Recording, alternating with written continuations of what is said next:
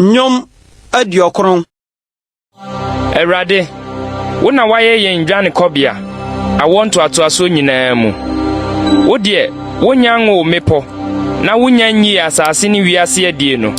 Na wo firi tete akirikyiri kosi daache akirikyiri ye Onyankopɔn. Woma odasani dane mfuturo. Na wo se onipa mma monsane mra. Na mfrinhyia apem ye wani so se enurada a etwa mu ne anadwo mu dasu. Woma wosene kose susuan nsuo. Wo ye dae anopa wo fefe se wura. Anopa eye from na efefe. Enwumre wotwa na atwintwam.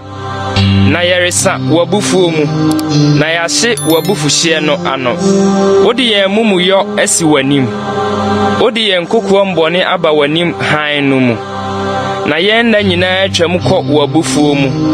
Yahwere yen fie sɛ asomsɛm bi. Yen firi hyiam na emu wɔ mfie adioson. Na sɛ boro so a na ereduru adiotwe. Na emu ahohoahoade yɛ obrɛ ne ahuhudie. Na etwam ntem so. Na yetu kɔe.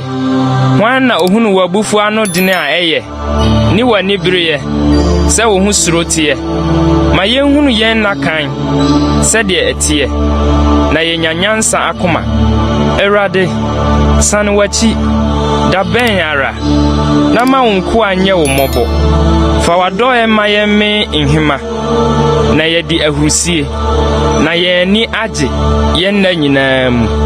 Ma yen ho nsane yen. Sɛ na wo brɛ yen ase wo mu. Ni mfi a yehunu mu bɔne no. Ma wadwuma na di ma wonko a.